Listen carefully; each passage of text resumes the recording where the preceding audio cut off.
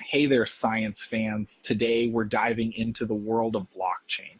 It sounds complicated, but trust me, it's not as scary as it seems. Imagine a digital diary, but instead of keeping your deepest secrets, it stores information about anything of value. This diary is special because it's not kept in one place, it's copied and distributed across a network of computers. Now, this digital diary isn't your ordinary journal. It's incredibly secure and transparent. Think of it like this. Every time you write a new entry, it gets permanently etched into the diary. No erasing, no changing, and everyone in the network can see it. That's the basic idea behind blockchain. It's a secure, transparent, and public ledger that keeps track of information in a revolutionary way. Pretty cool, right? In the upcoming sections, we'll break down the nuts and bolts of blockchain, explore its amazing features, and see how it's changing the world as we know it. So, buckle up, science enthusiasts. It's about to get fascinating. Let's dive deeper into the world of blocks and chains. Okay, we've established that blockchain is like a digital diary, but what exactly are these blocks and chains we keep hearing about? Let's break it down. Imagine each page in our digital diary as a block. Each block can hold a certain amount of information, like a container.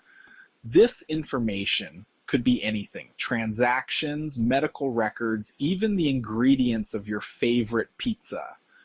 Now, each block has a unique fingerprint called a hash. Think of it like a barcode. This hash is created based on the information inside the block. Even a tiny change in the information, like changing a single comma, would completely alter the hash. This is super important for security, as we'll see later. So we have blocks, which are containers of information, and each block has a unique hash based on its contents. But how do these blocks connect to form a chain? Stay tuned, science fans, because in the next section, we'll unveil the magic of how these individual blocks come together to create the unbreakable chain that is blockchain. All right, we've got our blocks, each with their unique hash. Now let's link them together to create the blockchain. Imagine each block holding hands with the block before it, forming a long chain. The way they hold hands is through the hash. Remember how I said each block's hash is unique and depends on its information? Well, it also includes the hash of the block before it. So block 1 has its own hash. Block 2 contains its information and also the hash of block 1. Block 3 contains its information and the hash of block 2, and so on. This creates a chronological and tamper-proof chain. Why tamper-proof? Because if you change even a tiny bit of information in a block, its hash changes. And since the next block in the chain relies on that hash, the entire chain after that block would break. This interconnectedness is what makes blockchain so secure. It's like a line of dominoes. If you try to tamper with one, the rest will fall, making it nearly impossible to alter the information on a blockchain without everyone noticing. In the next section, we'll delve deeper into the security aspect of blockchain and how it achieves this incredible feat. Get ready for some mind-blowing stuff. Section 4, Fort Knox Digital, the security of blockchain. We've learned that blocks are connected through hashes, making it difficult to tamper with the blockchain. But how secure is it really? Imagine trying to sneak into Fort Knox, one of the most secure places on Earth. Blockchain security is kind of like that, but instead of guards and walls, we have cryptography and decentralization. Cryptography ensures that the information stored in the blocks is encrypted and can only be accessed by authorized users. Think of it like a secret code that only you and your friends know. Decentralization, on the other hand, means that the blockchain isn't stored in one central location. Remember our digital diary analogy? Instead of one diary, imagine millions of copies spread across a network of computers. This distributed nature makes blockchain incredibly difficult to hack.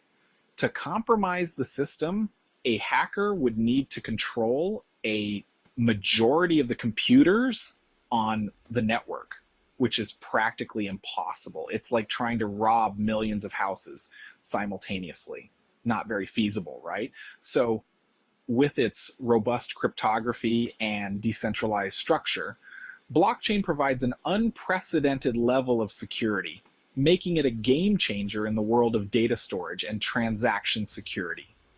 But how does this network of computers work together to maintain the blockchain? Let's find out in the next section as we explore the role of nodes. Section 5, the blockchain network. Nodes and their importance.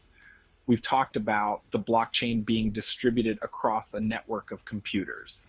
These computers are called nodes, and they play a crucial role in maintaining the integrity of the blockchain. Think of nodes as little accountants, each with a copy of the entire blockchain ledger. They constantly communicate with each other, verifying transactions and ensuring everyone has the same updated version of the ledger. Whenever a new block is added to the blockchain, all the nodes receive a copy of it. They then verify the block's validity by checking its hash and ensuring all the transactions within it are legitimate. Once verified, the block gets added to the node's copy of the blockchain, and the updated ledger is shared across the network. This distributed network of nodes is what makes blockchain so resilient. Even if one node goes offline, the rest of the network continues to operate seamlessly. This ensures that the blockchain remains accessible and operational 24/7, making it a reliable and trustworthy system. Now, you might be wondering, how do new blocks get added to the blockchain in the first place? That's where mining comes in, and we'll explore this fascinating process in the next section.